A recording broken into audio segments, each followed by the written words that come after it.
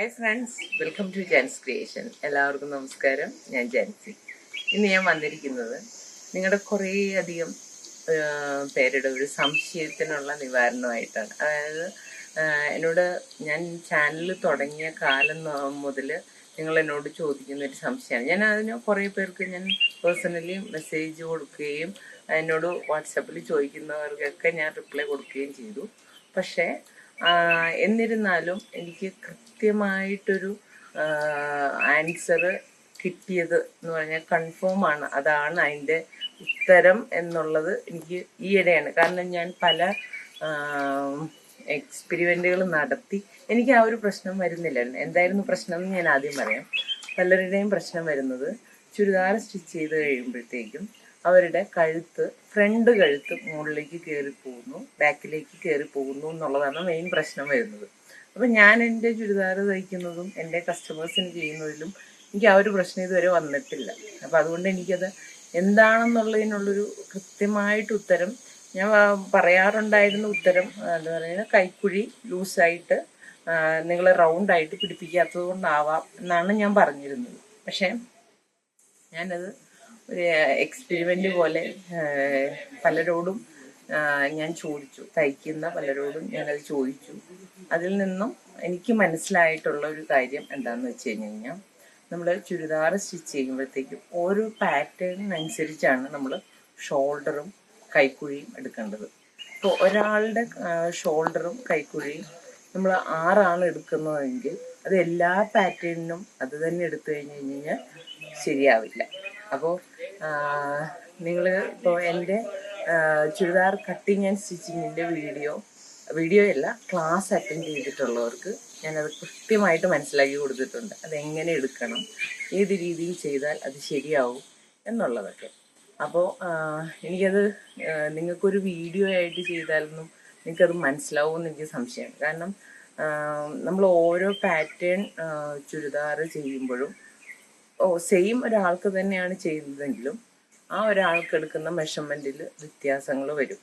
അതാണ് മെയിനായിട്ടുള്ള കാര്യം.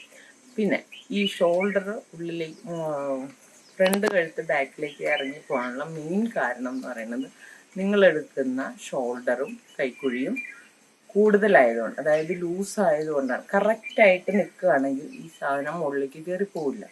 ലൂസ് ആയതുകൊണ്ടാണ് നിങ്ങളെടുക്കുന്ന ഷോൾഡർ, കൈക്കുഴിയുടെ ഇറക്കം, ഇത് രണ്ടും കൂടുതലായതുകൊണ്ടാണ്. കൂടുതലാവുമ്പോൾ എന്താണ്, ഷോൾഡർ ലൂസാവും, കൈക്കുഴി ലൂസാവും.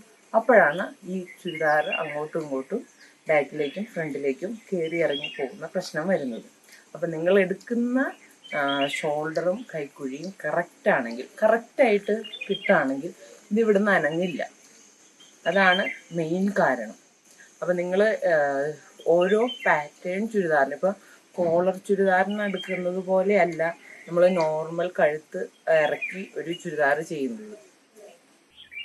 കോളർ ചുരിദാറിന് നമ്മൾ സാധാരണ എടുക്കുന്നത് എങ്ങനെയാണ്, ഷോൾഡറിൻ്റെ ഫുൾ ലെങ്ത്തിൽ നമ്മൾ ഷോൾഡർ എടുക്കും.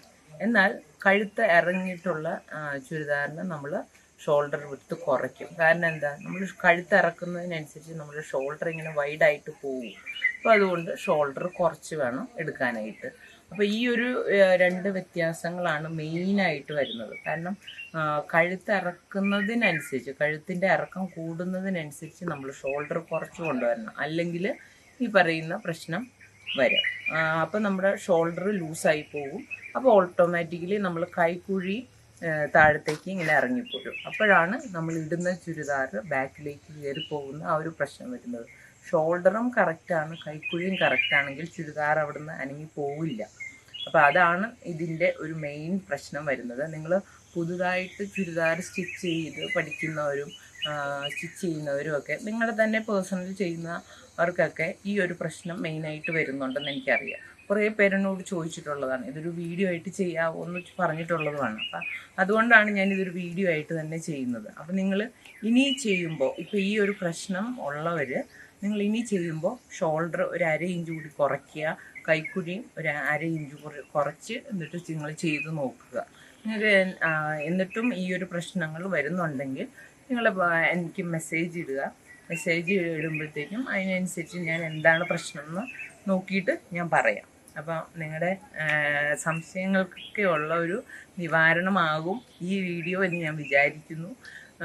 നിങ്ങൾക്ക് എന്തെങ്കിലുമൊക്കെ സംശയങ്ങളുണ്ടെങ്കിൽ മെസ്സേജിലൂടെ കമൻസിലൂടെ ചോദിക്കാം. അപ്പം നമുക്ക് പുതിയൊരു വീഡിയോ ആയിട്ട് വീണ്ടും കാണാം. ചാനൽ ആദ്യമായിട്ട് കാണുന്നവർ സബ്സ്ക്രൈബ് ചെയ്യാൻ മറക്കരുത്. വീഡിയോ എല്ലാവർക്കും ഷെയർ ചെയ്യുക, ലൈക്ക് ചെയ്യുക, കമൻസ് ഇടുക. അപ്പോൾ നമുക്കിനി പുതിയ വീഡിയോ ആയിട്ട് വീണ്ടും കാണാം. Thank you.